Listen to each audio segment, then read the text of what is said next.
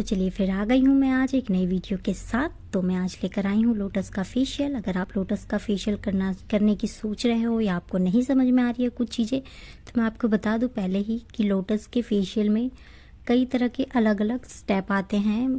किसी में क्लींजिंग आती है और किसी में नहीं आती है। तो डरने वाली कोई बात नहीं, अगर क्लींजिंग नहीं आया है तो हम बाहर से भी क्लीन करने के लिए कोई भी क्रीम का इस्तेमाल कर सकते हैं। तो चलिए यहाँ पे सबसे पहले मैं अपना ड्रेस चेंज कर लेती हूँ, बालों को बांध लेती हूँ और ये लगा लेती हूँ हेयर बैंड जो कि मेरी बेटी ने बनाया है।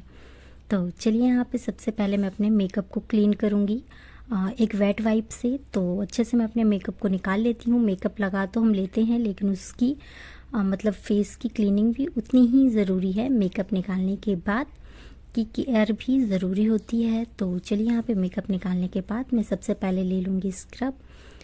क्लींजिंग इसमें नहीं थी तो मैंने इतना कुछ दिखाया नहीं है। वेट वाइप से अच्छे से मैंने क्लीन कर लिया है, मिसलेरा वाटर से क्लीन कर लिया है। तो उससे ज़्यादा अब मुझे कुछ चाहिए नहीं। तो मैं यहाँ पे सबसे पहले स्क्रब ले लेती हूँ और अच्छे से अपने फेस पे अप्लाई कर लेती हूँ। तो यहाँ पे अच्छे से मैं मसाज करूँगी हल्के हाथों से। स्क्रब के साथ ध्यान रखें कि हार्ड हाथ फेस पर ना चलाए, चाहे वो आपका फेस हो या किसी और का।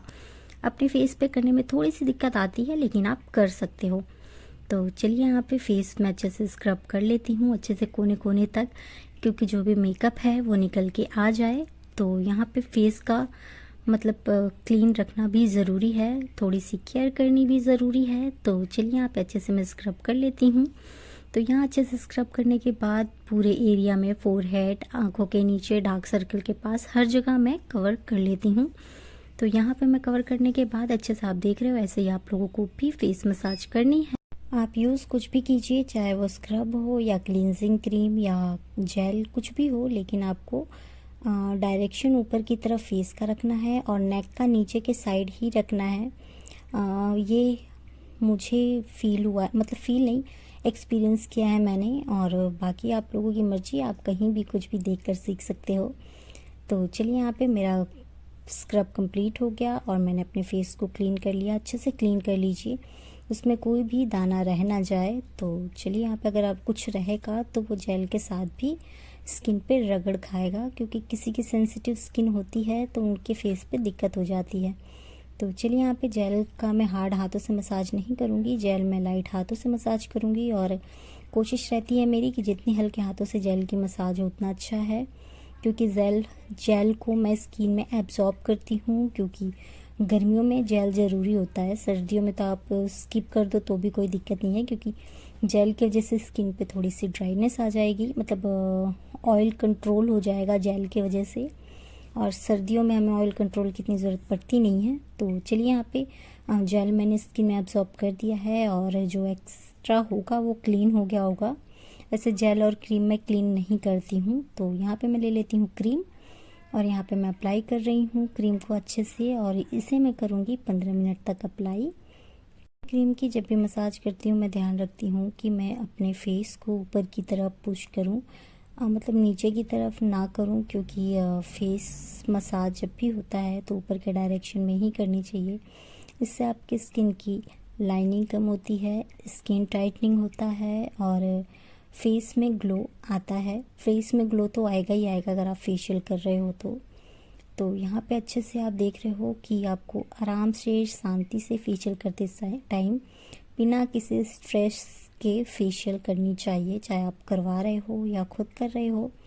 तो चलिए यहाँ पे अच्छे से मैं फेशियल कर लेती हूँ। मैं पूरा ध्यान रखती हूँ कि मैं पूरे अपने हाथों को ऊपर की ओर ले जाऊँ और कानों के पास जो बैक साइड का होता है हिस्सा, मैं उसे भी अच्छे से पुश करके मतलब दबा लूँगी।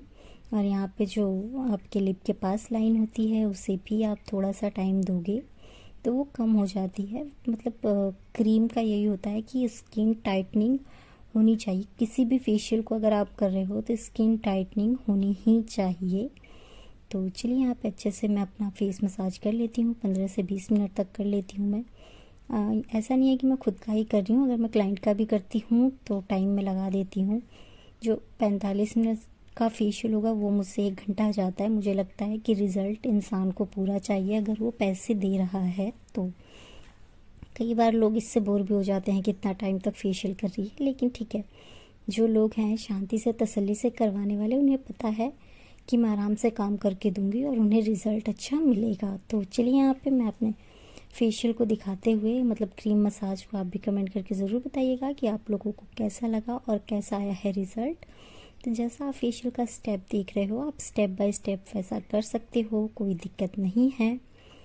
तो चलिए यहाँ पे मेरा फेशियल हो जाता है कंप्लीट, मतलब क्रीम मसाज हो जाती है कंप्लीट। अब बारी आती है पैक की। पैक लगाने से पहले मैं आपको दिखा दूं कि आप देख रहे हो मेरे स्किन में क्रीम अच्छे से एब्सॉर्ब हो गया है और आपको भी ऐसा ही करना है। और देखो रिज़ल्ट तो आता ही है अगर आप कोई भी फेशियल कर रहे हो तो चलिए यहाँ पे मसाज ख़त्म होता है और मैं हल्का सा बस दिखा रही हूँ आप लोगों को कि यहाँ पे कुछ भी नहीं है, मतलब कुछ वेट वाइप पे नहीं आ रहा है। अब लास्ट स्टेप है ये पैक। तो पैक मैं अप्लाई कर लूँगी फटाफट। हालांकि पैक मेरे स्किन पे सूट नहीं करता है, लेकिन फिर भी मैं लगा लेती हूँ। मुझे इतनी जलन होती है पैक लगाने के बाद कि मैं कुछ कह ही नहीं सकती। तो यहाँ पे मैं जल्दी लगा लेती हूँ। वैसे तो पैक रखने का होता है कि आप 15 मिनट रखो, लेकिन मुझसे तो 5 मिनट भी नहीं रहा जाता। तो यहाँ पे अप्लाई करते ही मैं रिमूव भी कर दूँगी क्योंकि मुझसे बर्दाश्त नहीं हो रहा था। मैं किसी भी तरह का पैक लगा लूँ मेरी स्किन पे इचिंग होती ही होती है। तो मैं यहाँ पे पैक को अप्लाई करने के बाद मैं जल्दी ही रिमूव भी कर दूँगी।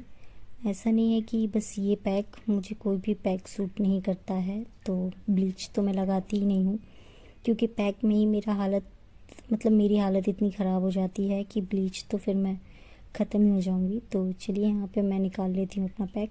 कई बार गर्मियों में ऐसा होता है ना, हमारे स्किन के पोर्स खुले होते हैं तो और इचिंग ज़्यादा होती है, तो इसलिए मैं पैक ब्लीच अवॉइड ही करती हूँ। तो लास्ट आप देख सकते हो मेरे फेशियल का ग्लो। तो आप ही कमेंट करके ज़रूर बताना कि ग्लो कैसा है और क्या है। अगर आप लोगों को वीडियो अच्छी लगी हो तो एक लाइक ज़रूर कर दीजिएगा, चैनल को सब्सक्राइब कर लीजिएगा और मिलते हैं नेक्स्ट वीडियो में। तब तक के लिए बाय बाय।